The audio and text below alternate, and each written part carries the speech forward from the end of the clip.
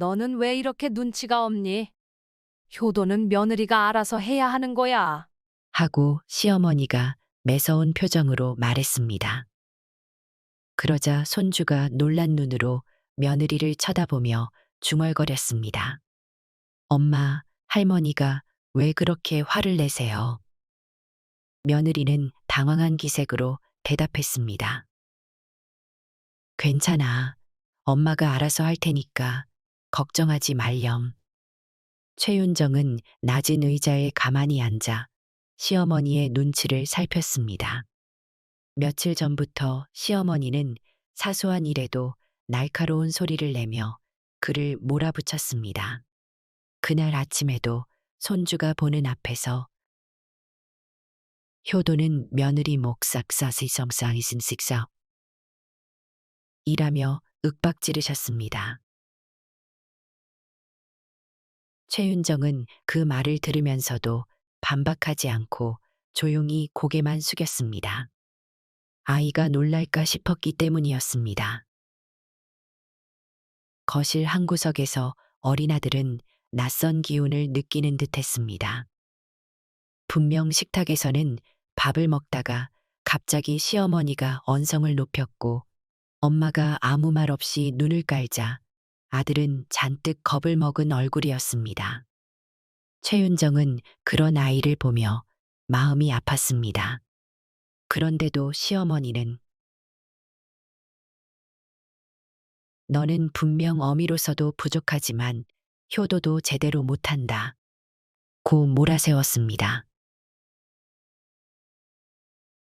그날 시어머니는 밥상을 엎지는 않았지만 반찬 그릇을 3개 내려놓으며 식사를 마쳤습니다. 아들이 눈물을 글썽이는 걸 본 최윤정은 아이를 달래며 손수건으로 눈가를 닦아주었습니다.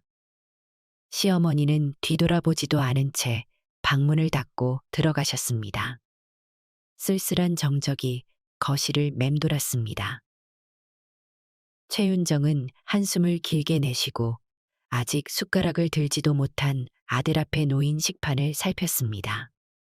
아이는 이미 입맛이 떨어진 듯 했습니다. 최윤정은 조용히 식판을 치우고 작은 과일 하나를 깎아주었습니다. 조금이라도 먹어야 아프지 않아. 그렇게 나지막이 말했습니다. 아이는 고개를 끄덕였지만 여전히 입술을 꽉 깨문 채였습니다. 결혼 초에는 이런 상황이 오리라고 상상하지 못했습니다. 시어머니 이정옥은 남들 앞에서는 늘 온화하고 교양 있는 노인으로 보였습니다. 주위 사람들은 사돈댁 어른이 얼마나 인자하신가 라고 칭찬했습니다. 하지만 시간이 흐를수록 특히 아들이 태어난 뒤부터는 시어머니가 점점 며느리에게 엄격해졌습니다. 일거수일투족을 감시하고 틀린 점을 지적하며 늘 우리 집안의 전통을 강조했습니다. 아이에게 뭘 그렇게 입히니? 우리 집안은 전통적으로 깔끔한 옷을 입어야 해. 반찬이 너무 서양식이야. 우리 가족은 매 끼니에 찌개를 곁들여야 해. 이런 사소한 것부터 시작해서 결국에는 어떤 문제든 며느리가 다 책임지라 고 강요했습니다. 최윤정은 처음에는 이것도 시집살이라면 시집살이겠지 하고 넘겼습니다. 하지만 아이가 커갈수록 시어머니가 효도는 며느리 몫이라고 말하는 횟수가 잦아졌고 아들 앞에서도 서슴지 않고 멸시를 표출했습니다. 그날 오후 최윤정은 아이를 유치원에 보내고 난 뒤 조용히 서재로 들어갔습니다. 서재라고 해봤자 작은 방 하나에 책장이 몇 개 있을 뿐이었습니다. 거기에 그녀의 남편이 쓰던 자료들과 가게 서류가 섞여 있었습니다. 남편은 주말마다 지방 출장으로 바빴고 평일에는 저녁 늦게 귀가했습니다.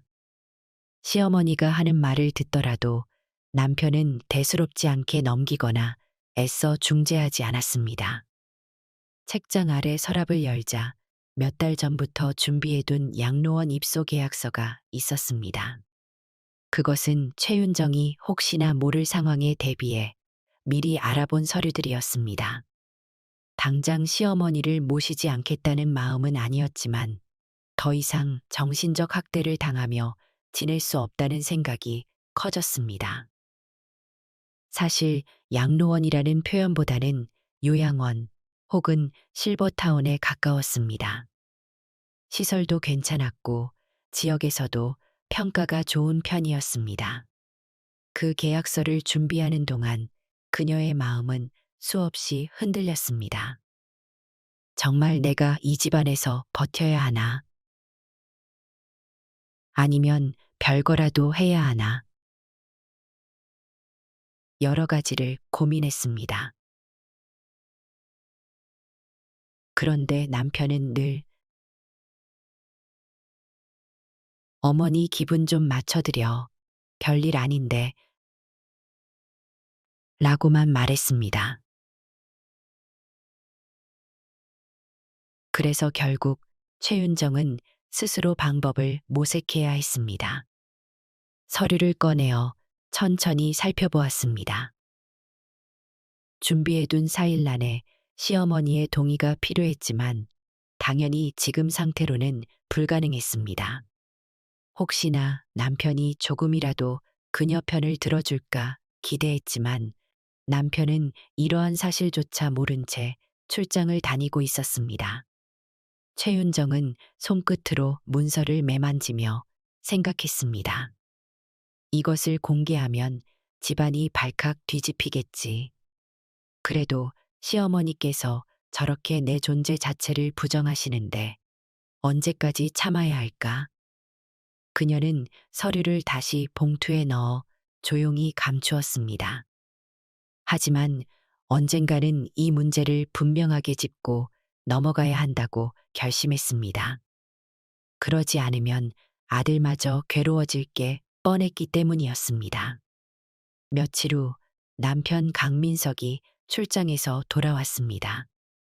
저녁 식탁에는 시어머니, 남편, 그리고 최윤정과 아이가 모여 앉았습니다. 시어머니는 여전히 까칠한 목소리로 이것저것 지적했습니다. 그런데 남편이 오랜만에 집에 온 터라 분위기를 좀 풀려고 농담을 했습니다. 어머니, 제 아내가 요즘 반찬도 다양하게 준비하고 아이 돌보느라 고생이 많아요. 그 말에 시어머니는 콧방귀를 뀌었습니다. 내가 못 봐서 그렇지. 나중에 어떻게 내 눈을 피해 퍼질러 있을지 누가 알아. 남편은 어색하게 웃었고 최윤정은 아무 말 없이 숟가락만 만지작거렸습니다. 아들은 아무것도 모른 채 가만히 식사를 이어갔습니다. 그러다 시어머니가 또 한마디를 던졌습니다. 민서가, 너도 정신 차려라. 어머니가 없으면 누구 하나 제대로 이 가정을 꾸리겠냐? 내 마누라는 아직도 멍청해서 내가 감시해줘야 해. 짜증 섞인 목소리에 식탁 공기가 차갑게 가라앉았습니다. 남편은 인상을 살짝 찌푸렸지만 직접적으로 어머니에게 대들진 못했습니다. 최윤정은 그 모습을 보며 실망했습니다. 결국 식사를 마친 뒤 남편은 너무 피곤해서 쉬겠다 며 방으로 들어갔습니다. 시어머니 역시 자신의 방으로 돌아가 문을 닫았습니다. 그 사이 최윤정은 혼자 거실에서 아들을 재웠습니다. 그녀는 아이가 잠든 뒤 남편에게 용기를 내어 말을 걸었습니다. 당신, 이런 상태가 계속되면 나 정말 못 견딜 것 같아요. 시어머니 모시고 사는 게 싫은 게 아니라 매일같이 아이 앞에서 언성을 높이시고 나를 무능력한 사람처럼 몰아붙이시잖아요. 남편은 귀찮다는 듯 눕고서 대답했습니다.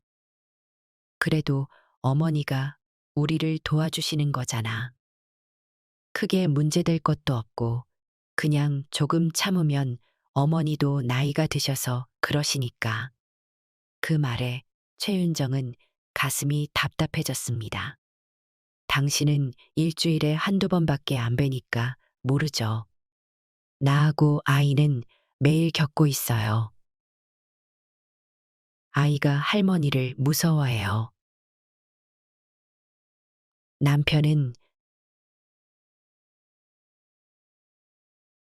그건 좀 심하네. 라고 했지만 크게 움직이지 않았습니다. 결국 그녀는 눈시울을 붉히며 자리를 떴습니다.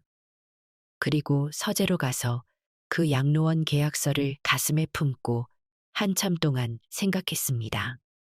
얼마 지나지 않아 시어머니가 또다시 무리한 요구를 하셨습니다. 집안 대청소를 하라고 지시하셨고 며칠 내로 베란다에 쌓인 짐들을 모두 처분하라고 강조했습니다. 며느리가 깔끔해야 우리 집안이 번창한다. 아이가 병약해 보이는 것도 너 때문이야.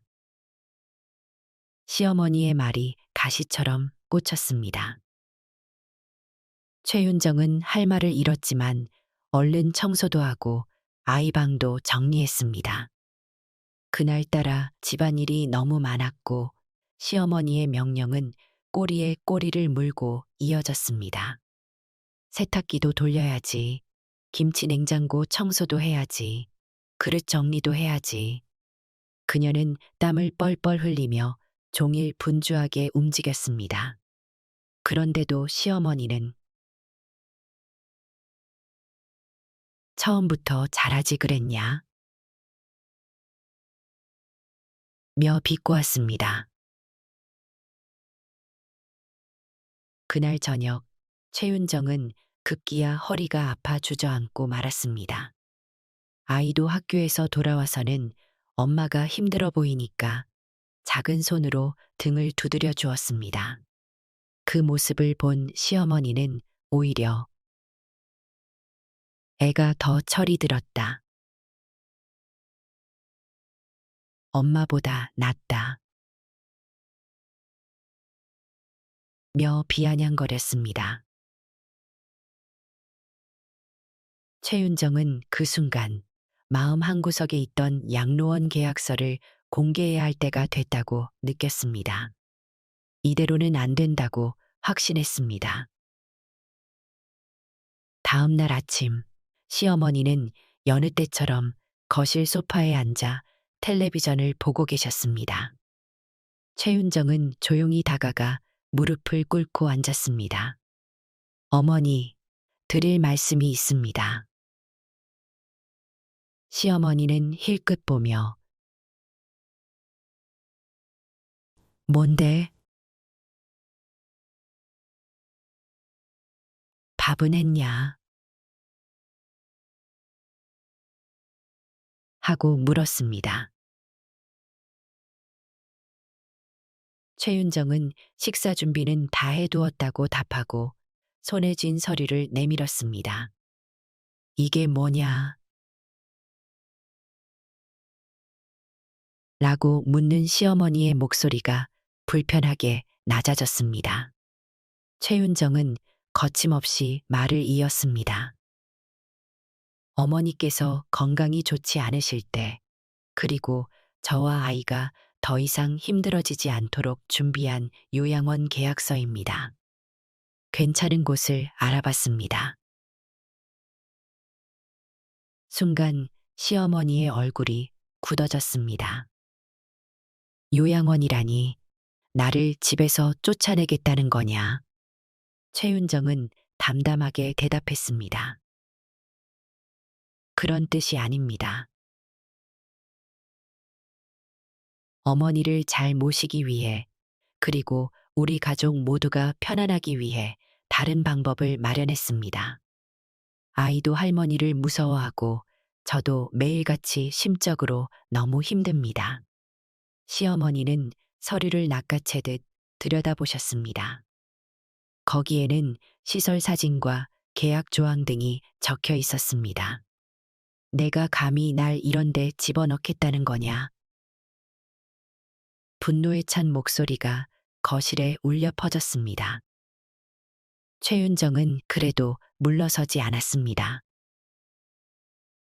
어머니께 선택권을 드리려고 합니다. 이 상황이 계속되면 저와 아이는 더 이상 버티기 어렵습니다. 시어머니는 한참 동안 아무 말도 하지 않았습니다. 마치 폭풍 전야처럼 거실 공기가 싸늘해졌습니다. 그때 문이 열리며 남편이 나타났습니다. 아침 일찍 출근했다가 집에 뭔가 두고 간 게 있어 다시 들른 모양이었습니다. 이게 무슨 일이야? 라고 남편이 놀란 목소리로 물었습니다. 시어머니는 곧바로 내 마누라가 나를 버리겠다고 요양원 계약서를 가져왔어. 라고 소리쳤습니다. 남편은 황당해하며 최윤정을 바라봤습니다. 최윤정은 눈물이 그렁거린 얼굴로 남편에게 말했습니다. 당신이 우리 상황을 도외시하니까 내가 어쩔 수 없이 이런 방법을 찾았습니다. 더 이상은 못 견딥니다. 남편은 두 사람을 번갈아 보며 갈등하다가 일단 진정들 하자. 라고 말했습니다. 그날 오후 최윤정의 시누이와 시동생이 급히 불려왔습니다. 시어머니가 전화를 돌려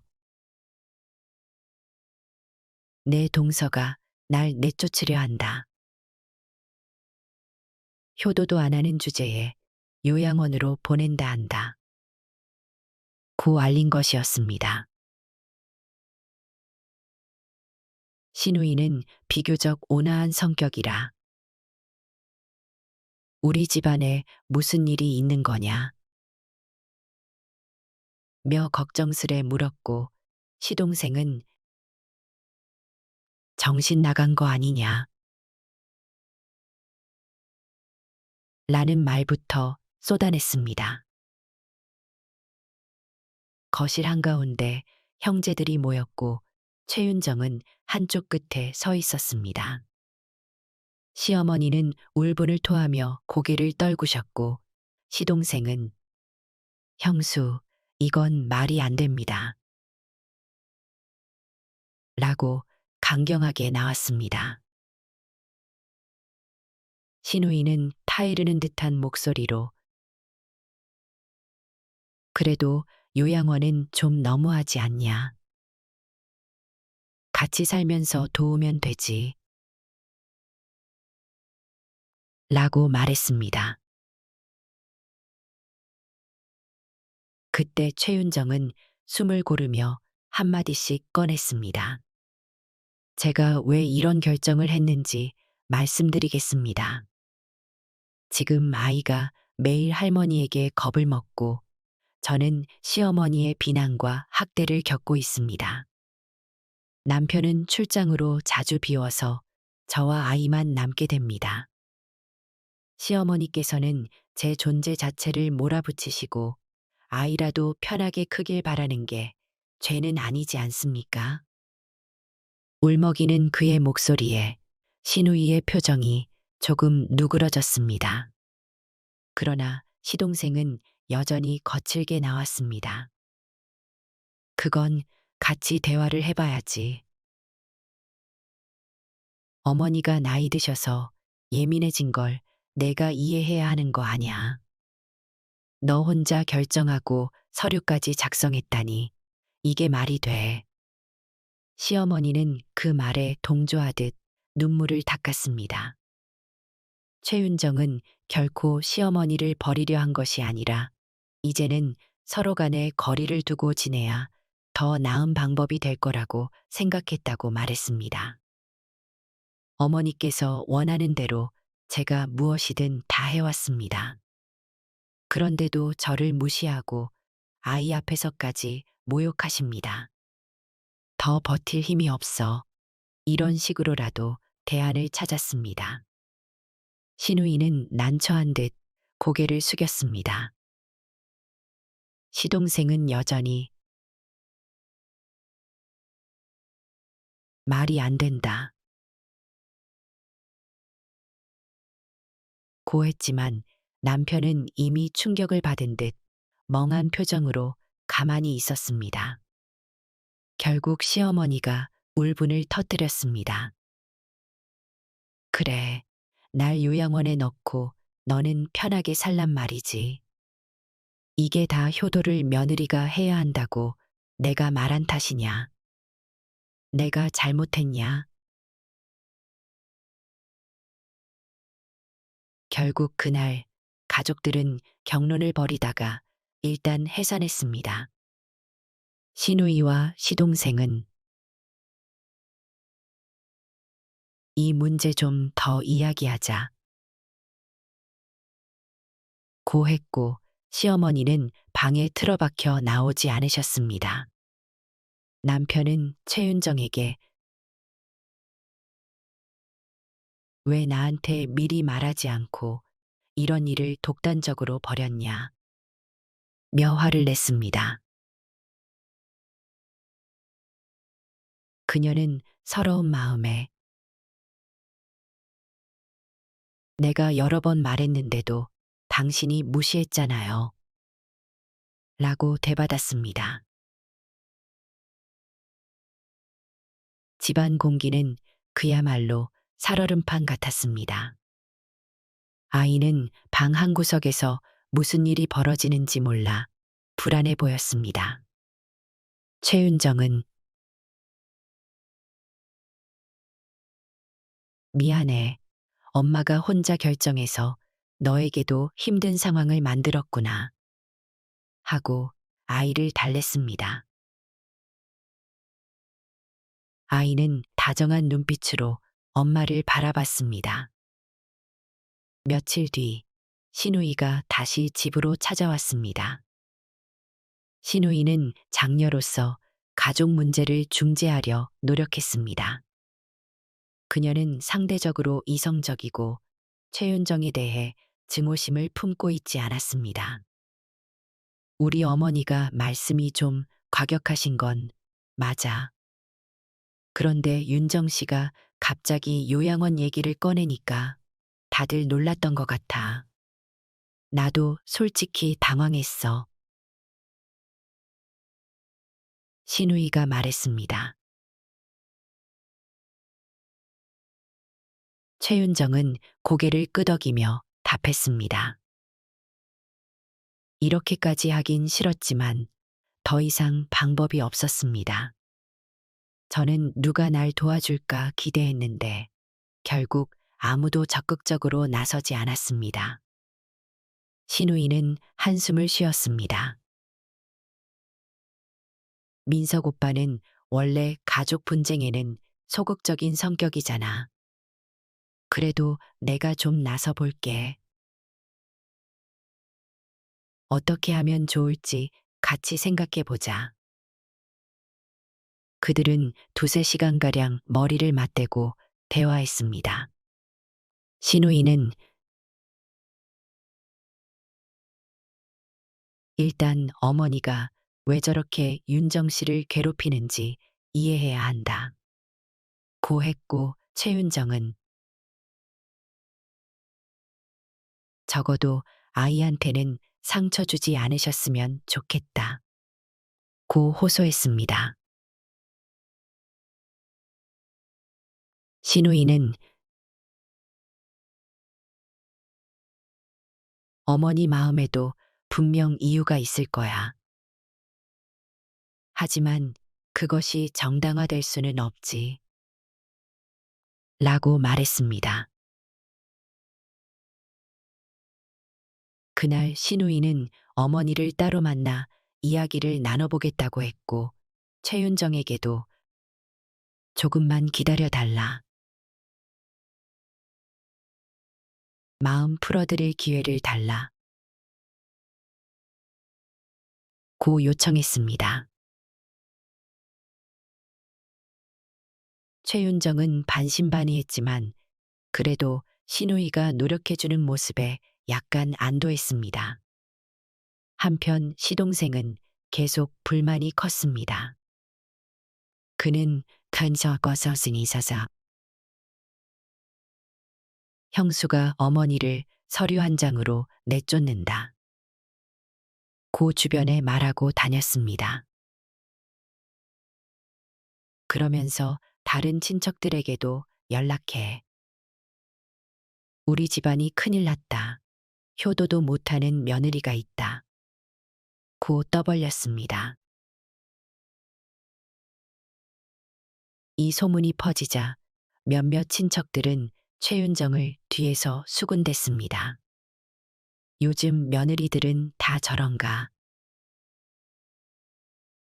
시어머니를 요양원에 보내려 하다니. 옛날에는 시부모 모시는 게 당연했는데 세상이 변했나 봐. 이런 말들이 오가자 최윤정은 더욱 마음이 괴로웠습니다. 마치 자신이 폐륜적인 존재가 된 것 같았습니다. 그러나 직접 상황을 본 사람은 시어머니의 날선 태도와 일방적인 학대를 알지도 못했습니다. 오로지 겉으로 드러난 건 며느리가 시어머니를 요양원으로 모시려 한다는 사실뿐이었습니다. 시동생의 행동을 알게 된 신우이는 화가 났습니다. 그렇게 떠벌리면 문제 해결에 전혀 도움이 안 된다. 윤정 씨 입장도 조금은 생각해야지. 라고 타일렀습니다. 하지만 시동생은 애초에 형수가 잘못을 저질렀다. 내 입장에서는 어머니가 불쌍하다. 고 고집을 부렸습니다. 그렇게 남매간에도 갈등이 깊어졌습니다. 신우이는 중재를 시도했지만 시동생은 요지부동이었습니다. 남편 강민석은 그제야 심각성을 느끼고 출장을 최대한 줄이고 집에 머물며 문제를 해결하려 했습니다. 그런데도 그는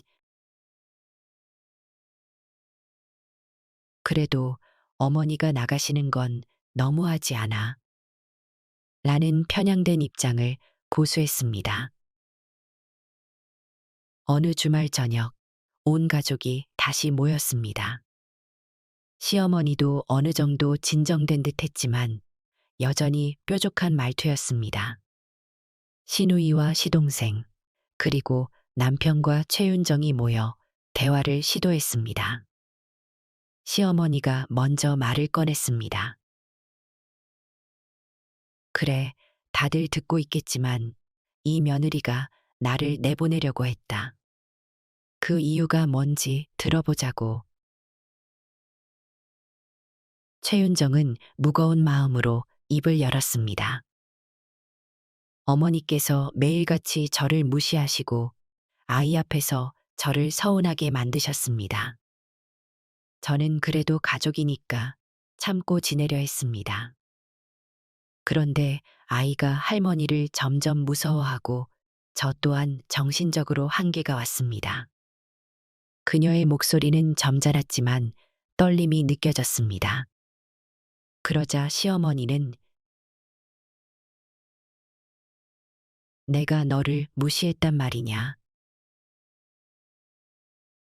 난 그냥 며느리가 잘하길 바란 마음에서 지적한 것뿐이다. 그것이 그렇게 못 견딜 정도였냐. 전부 내가 예민해서 그렇다. 라고 맞섰습니다. 시동생도 거들었습니다.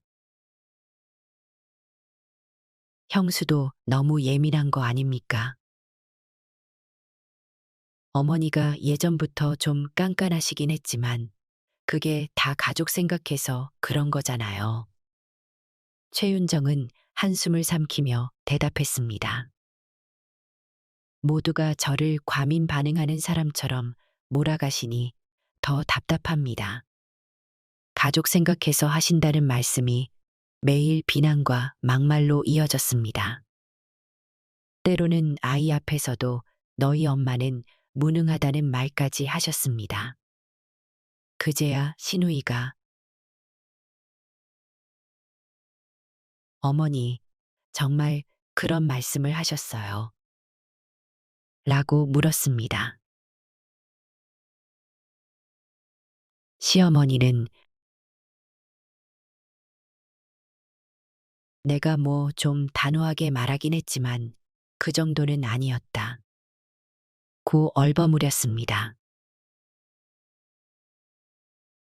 하지만 남편이 곧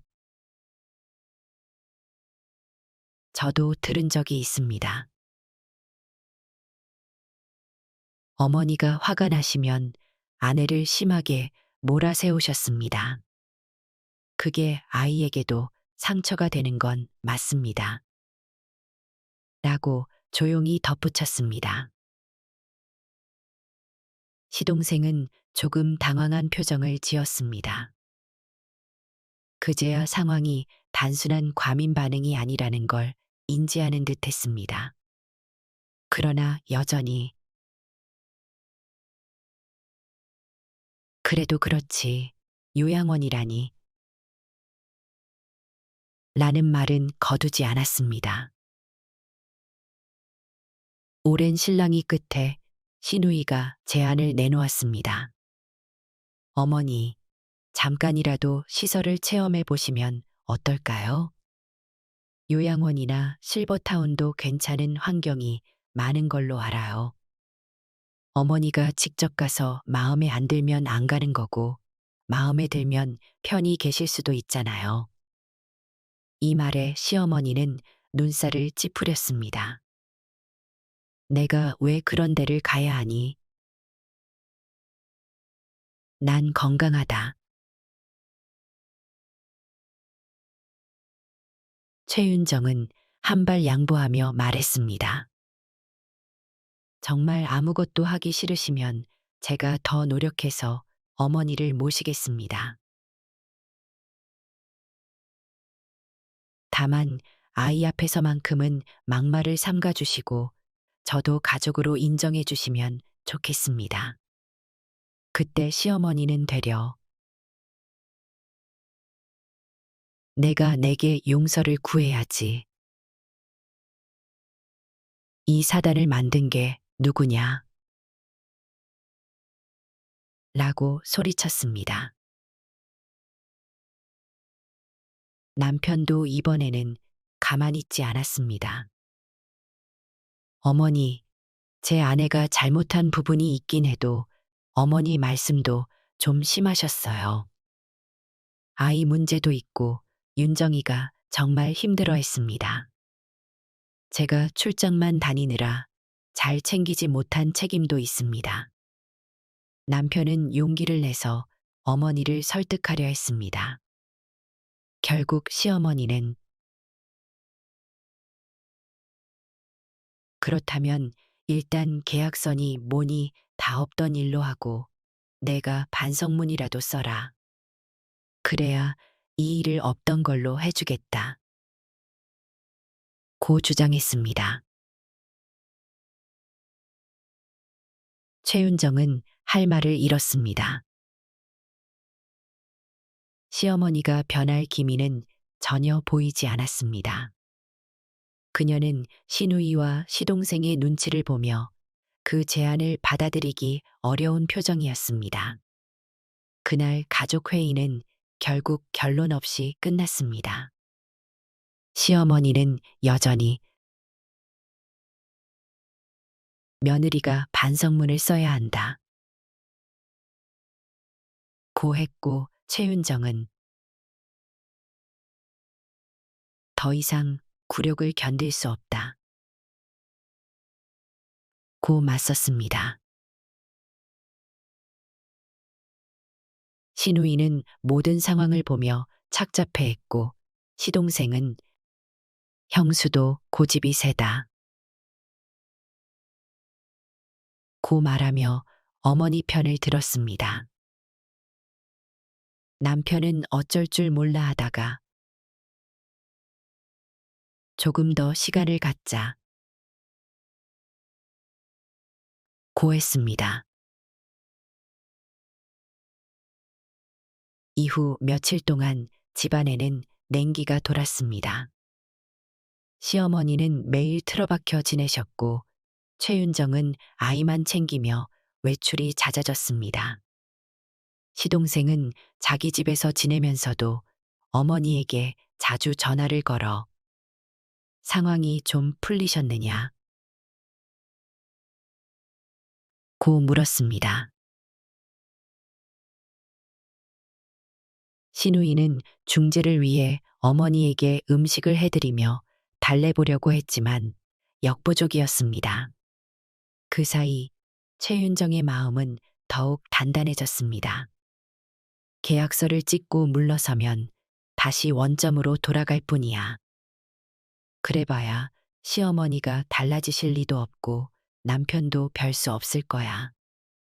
그런 생각이 머릿속을 맴돌았습니다. 어느 날 그녀는 아이를 데리고 친정으로 가 잠시 쉬었습니다. 친정어머니는 딸의 얼굴을 보자마자 울음을 터뜨렸습니다. 어쩜 이렇게 수척해졌니? 도대체 무슨 일이 있었던 거야? 친정집에서 며칠 지내는 동안 최윤정은 자신이 지나온 시간들을 돌아봤습니다. 결혼 초 시어머니는 그녀에게 은근히 만족스러운 듯 보였습니다. 그러나 아이가 태어나자마자 시어머니가 육아 방식부터 간섭하기 시작했고 점점 권위적으로 변했습니다. 남편도 크게 말리지 않았습니다. 그 결과 그녀는 무시와 학대를 견디는 삶에 익숙해져 갔습니다. 그러나 아이가 자라면서 아이에게까지 부정적 영향이 미치는 걸 보자 더 이상 참을 수 없었습니다. 친정 어머니에게 조심스레 사정을 털어놓자 어머니는 한숨을 내쉬었습니다. 그래도 어떻게든 시어머니와 화해하는 방향을 찾아야 하지 않겠니? 이혼이라도 하겠다는 거냐? 최윤정은 고개를 저었습니다. 이혼까진 생각 안 했어요. 다만 시어머니와 떨어져 지내야 할 것 같아요. 양로원 입소가 그 방법일지도 모르겠고요. 친정어머니도 난감해했습니다. 내가 해줄 수 있는 건 조언뿐이구나. 내가 결정해야 해. 하지만 혹여 시어머니가 너무 분노하시면 민석이와의 관계도 나빠질 테고 집안이 완전히 갈라질 수도 있어. 그 말에 최윤정은 다시 고민에 빠졌습니다. 며칠 뒤 남편이 친정집으로 와서 그녀를 데려갔습니다. 돌아가는 차 안에서 남편은 미안한 표정을 지으며 말했습니다. 내가 너무 무심했어. 요즘 어머니가 좀 힘들어 보이긴 했는데 그렇게까지 심하게 군 줄은 몰랐어. 근데 그렇다고 요양원은 좀... 그는 말을 흐렸습니다. 최윤정은 남편을 똑바로 쳐다보며 대답했습니다. 당신도 출장 다니느라 고생한 거 알아요. 하지만 우리 집안이 이렇게 된 건 아무도 문제를 바로잡으려 하지 않았기 때문이라고 생각합니다. 어머니가 원하시면 요양원 아니라도 다른 방법을 찾을 수 있어요. 그런데 어머니가 절 전혀 가족으로 대하지 않으시니 같이 지내기가 너무 힘들어요. 남편은 핸들 위에 손을 얹고 잠시 침묵했습니다. 일단 집에 돌아가자. 어머니가 자꾸 반성문 운운하시는데 내가 대충 사과문 정도라도 써서 어머니 마음을 조금 풀면 안 될까? 그 말에 최윤정은 울분이 터졌습니다. 내가 왜 사과문을 써야 하죠? 아이에게까지 상처를 주시는 분은 어머니인데 왜 내가 굽히고 들어가야 합니까? 차 안은 무거운 침묵으로 가득 찼습니다. 남편도 더 이상 아무 말도 하지 못했습니다. 집으로 돌아왔을 때 시어머니는 마치 기다렸다는 듯이 최윤정을 불렀습니다. 어디서든 내가 생각을 정리했겠지. 반성문 안 쓰면 이 집에서 나가라. 노여움에 찬 목소리에 남편이 나서서 어머니, 그것 좀 너무하지 않습니까? 하고 말했습니다. 시어머니는 남편에게도 언성을 높였습니다. 내가 아무리 화가 나도 며느리가 날 요양원에 보낸다는데 넌 내 편도 안 들어주냐? 최윤정은 다시 한번 계약서를 꺼냈습니다.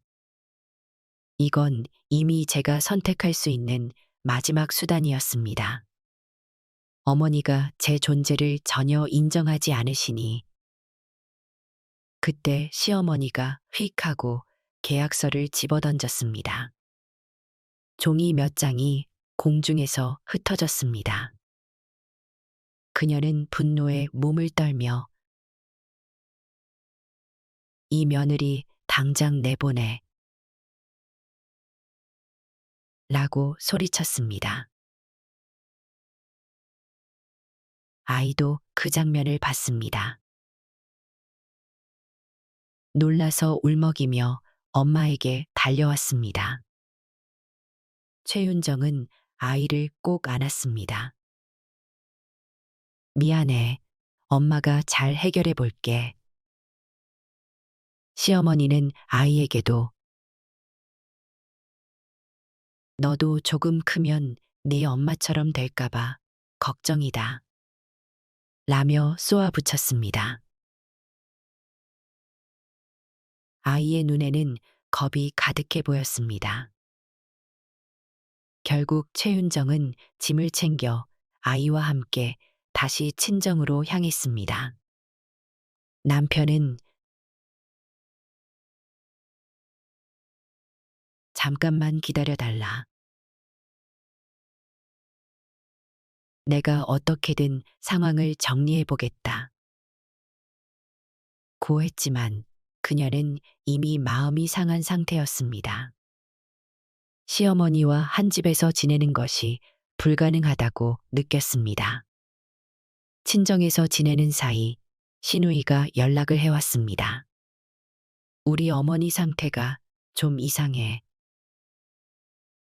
갑자기 혈압이 오르고 집에서 쓰러지셨다고 해. 놀란 최윤정은 어머니가 어떠시냐? 고 물었습니다. 시누이는 병원에 모시고 가서 검사했는데 다행히 큰 문제는 아니라고 했습니다. 하지만 시어머니가 이 모든 게 며느리 때문 이라고 계속 탓하고 있었다고 전했습니다. 최윤정은 복잡한 마음이었습니다. 아무리 시어머니가 밉더라도 이렇게 병원 신세를 지셨다니 죄책감이 들었습니다. 제가 가서 볼까요? 하고 조심스레 물었지만 신우이는 아직은 어머니가 화가 안 풀려서 차라리 좀 나중이 좋을 것 같다. 고 말했습니다. 며칠 뒤 시어머니는 다시 집으로 퇴원했습니다. 이 사건을 계기로 가족들은 또 한 번 모였습니다. 시어머니는 힘없이 누워 계셨고 남편과 시누이, 시동생, 그리고 최윤정도 다시 한자리에 앉았습니다. 이번에는 시동생도 어머니 건강이 걱정된다. 조금이라도 마음 편하게 모셔야 하지 않겠냐. 고 걱정했습니다. 시누이는 그렇지만 윤정 씨도 마음의 상처가 크다. 모두가 뭔가 양보해야 한다. 고 강조했습니다. 의논 끝에 시누이가 새롭게 제안을 했습니다. 어머니, 우리가 전문 간병인을 한 달 정도 고용해서 어머니 곁을 지키게 하면 어떨까요? 윤정 씨도 그동안 멀리서 지내며 서로 얼굴 보지 않는 상태로 마음을 정리해 보자고요. 시어머니는 마지못해 동의했습니다. 그래, 한 달만 보자. 그동안 저 며느리도 반성문이든 뭐든 작성할지 생각해봐라. 최윤정은 여전히 시어머니가 반성문을 요구하는 것에 분노했지만 시어머니가 병원에 입원한 상황도 있고 해서 일단 조용히 따르기로 했습니다. 남편은 우리 부부 문제도 한 달 동안 시간을 두고 생각해 보겠다. 고했습니다. 이렇게 해서 최윤정은 아이와 함께 친정에 좀 더 머물렀습니다. 한 달 동안 시어머니는 전문 간병인의 도움을 받으며 지냈습니다. 시누이가 수시로 들러 건강 상태를 체크했지만 시어머니는 기운이 없으면서도 며느리는 결국 날 버렸다. 는 식으로 얘기했다고 합니다. 시동생도 가끔 왔지만 별다른 방법을 찾지 못했습니다. 남편은 주말마다 찾아와 어머니가 그래도 많이 차분해지셨다. 고했습니다. 한 달이 지난 뒤 가족들은 다시 만나기로 했습니다. 이번에는 시누이가 중립지대를 찾아 시누이 집에서 만나자고 제안했습니다. 아이도 함께 시누이 집으로 가서 거실에 앉아 있었습니다. 시어머니는 아직 기력이 완전히 회복되지 않은 듯 했지만 자리에 앉아서 모두를 둘러봤습니다. 남편이 먼저 입을 열었습니다. 어머니, 한 달 동안 어떻게 지내셨는지요? 이제 간병인을 계속 두셔도 좋고 아니면 요양시설에 잠시라도 가보시는 게 어떨까요? 그러자 시어머니는 쓴웃음을 지었습니다. 내가 뭘 잘못했길래 시설에 가야 하냐. 이 모든 게 며느리 탓이라고. 나는 며느리를 다시 볼 생각이 없다. 최윤정은 그 말을 듣고 복받치는 감정을 억누르며 말했습니다. 어머니, 제가 부족했던 것도 인정합니다. 하지만 아이 앞에서 저를 함부로 대하고 저의 인격을 부정하셨던 것도 사실입니다. 앞으로는 서로 조금만 거리를 두고 필요한 부분에서만 도움을 드리면 어떨까요? 그러자 시어머니는 콧방귀를 뀌었습니다. 신우이는 급히 분위기를 수습하려 했습니다. 어머니, 윤정 씨가 요양원에 꼭 가라고 강요하는 건 아니었어요. 그냥 모두가 힘들어지니까 다른 대안을 찾았던 거죠. 시동생은 그래도 형수가 서류를 꺼낸 건 지나쳤다. 고 거들었습니다. 최윤정은 결국에는 제가 나쁜 사람이 되는군요. 라고 중얼거렸습니다. 한참이나 신경전이 오간 끝에 시어머니가 갑자기 목소리를 낮췄습니다. 그래, 솔직히 나는 내 몸이 예전 같지 않다는 걸 안다. 근데 며느리라는 게 원래 시부모한테 헌신해야 하는 거 아니냐? 나도 젊었을 때 시어머니 모시고 살면서 다 참았다. 말의 끝자락에서 시어머니는 울컥한 듯 보였습니다.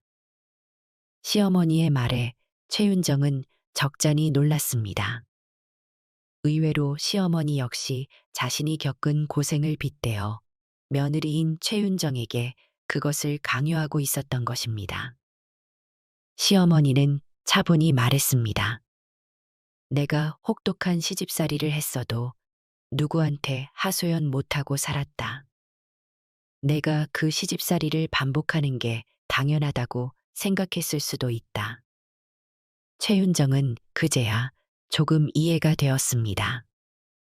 하지만 그렇다고 아이 앞에서 폭언까지 정당화될 수는 없었습니다. 그 마음은 이해합니다. 하지만 시대가 달라졌고 저도 사람입니다.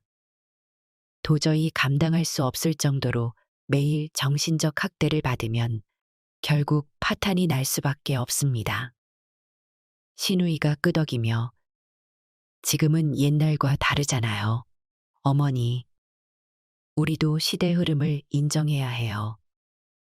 윤정 씨가 어머니를 모시기 싫어서가 아니라 아이에게까지 너무 큰 상처가 생기니 어쩔 수 없었던 거예요. 라고 거들었습니다. 시동생은 여전히 찌푸린 표정이었지만 이전보다 적게 말했습니다.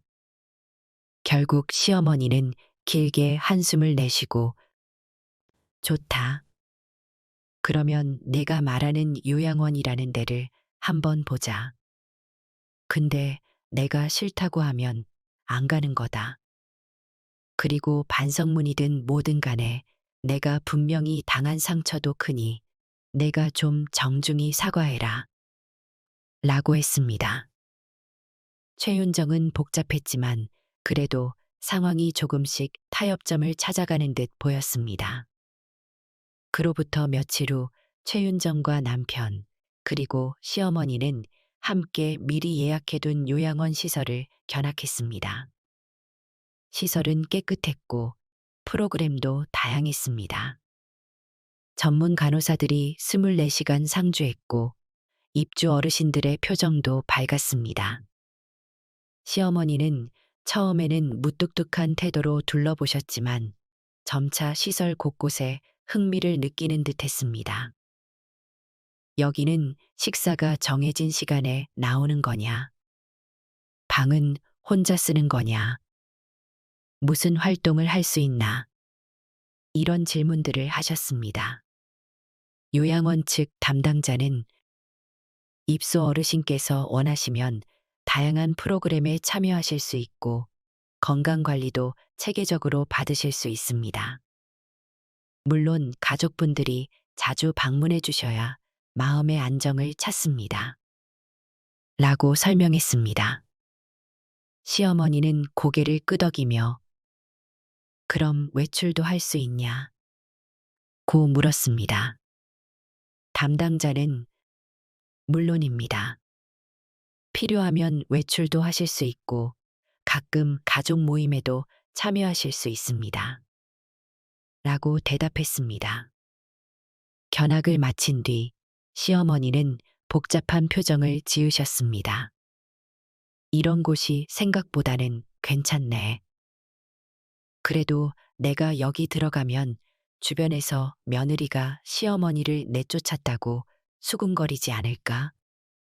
그 말에 남편이 조심스럽게 말했습니다. 어머니 건강과 편안함이 우선 아닐까요? 저희도 자주 찾아뵙겠습니다. 집에 계시면서 너무 스트레스를 받으시니 차라리 이런 데서 관리받으시는 것도 괜찮아 보입니다. 최윤정도 곁에서 어머니, 여기서 생활하신다면 저도 자주 와서 도와드리겠습니다. 아이도 할머니를 부담 없이 찾아뵐 수 있을 것 같고요. 서로에게 상처를 줄 일도 줄어들 거예요. 라고 말했습니다. 시어머니는 입을 꾹 다물었지만 큰 반감을 표하진 않았습니다. 결국 시어머니는 며칠을 더 생각한 뒤 요양원 입소를 결정했습니다. 물론 완전히 확신한 건 아니었지만 집에서 며느리와 갈등을 이어가는 것보다 나을 수 있겠다고 판단하신 듯 했습니다. 그러면서도 나는 분명히 희생당한 부분이 크다. 며느리가 나한테 죄송하다고는 했지만 아직 내 마음은 풀리지 않았다. 고 말씀하셨습니다. 최윤정은 시어머니에게 직접 가서 작은 편지를 건넸습니다. 어머니, 그동안 제 미숙함 때문에 상처를 드려 죄송했습니다. 저도 어머니께 받아온 상처가 컸지만 이제는 서로 조금씩 풀어가고 싶습니다. 좋은 시설에서 건강 잘 챙기시고 저와 아이도 자주 찾아뵙겠습니다. 시어머니는 편지를 받으며 반성문까진 아니지만 이 정도면 됐다. 고 말했습니다. 입소 당일 가족들은 모두 함께 요양원으로 동행했습니다. 시어머니 짐을 옮기고 방을 정리해 드렸습니다. 시누이와 시동생도 찾아와 어머니 몸이 편해야 우리도 마음이 편하다. 며 호응했습니다. 시어머니는 끝까지 내가 원하는 건 효도를 제대로 받는 거지. 여기서 냉대를 받으려는 게 아니다. 라고 투덜거렸습니다. 하지만 겉으로 드러나는 표정은 그렇게 나쁘지 않았습니다. 며칠 후 시어머니는 요양원 생활에 어느 정도 적응하셨습니다. 담당 간호사에게 이거 좀 해달라, 저거 좀 해달라 고 요구하셨지만 간호사는 친절히 대했기에 불만을 제기할 이유가 없었습니다. 일주일에 2번 가족들이 방문했을 때 시어머니는 한결 부드러운 목소리로 내가 우리 집에 있을 때보다는 낫다. 고 하셨습니다. 최윤정은 마음속으로 안도의 숨을 내쉬었습니다. 시간이 조금씩 흘러 집안에 모였던 갈등은 어느 정도 수면 아래로 가라앉았습니다. 물론 시어머니와 최윤정 사이에 완전한 화해가 이루어진 것은 아니었지만 적어도 한 집에서 매일 언성을 높이며 상처 주는 상황은 종료되었습니다. 남편 강민석은 뒤늦게 아내에게 미안함을 표현했고 시누이와 시동생도 결국 이런 식으로라도 어머니가 마음을 안정시키신다면 괜찮지 않겠냐 고 수긍했습니다. 무엇보다 아이가 밝아졌습니다. 더 이상 할머니의 심한 잔소리나 엄마에게 쏟아지는 비난을 듣지 않아도 되었기에 집안 분위기는 이전보다 훨씬 나아졌습니다. 최윤정은 종종 요양원을 찾아가 시어머니를 배웠고 시어머니도 멀리서 고생 많다 며 예전보다는 부드럽게 대해 주었습니다. 물론 간혹가다 원래는 며느리가 시어머니를 모시는 거다. 라는 말씀을 하셨지만 예전처럼 매섭게 몰아붙이진 않았습니다. 그 계약서가 불러온 파장은 컸지만 결국 모두가 서로에게 조금씩 양보하는 계기가 되었습니다. 시어머니는 건강한 환경에서 간호와 관리를 받으며 지내셨고 최윤정과 아이는 평온한 일상을 누릴 수 있었습니다. 남편도 출장 스케줄을 조정해 가정에 신경을 더 썼습니다. 시누이와 시동생은 이전처럼 어머니가 편하신지 자주 연락해 확인했습니다. 한 번 깨진 마음이 완전히 이어지기는 어려웠습니다. 그러나 모두가 서로를 조금씩 이해하려 노력했고 큰 갈등은 잦아들었습니다. 최윤정은 여전히 시어머니에게 완전히 마음을 열진 못했지만 더 괜찮아질 수 있겠다. 는 희망을 품게 되었습니다. 시어머니도 요양원 생활에 점차 적응해 가면서 오히려 다양한 활동과 친구를 사귀며 전보다 밝아진 모습이었습니다.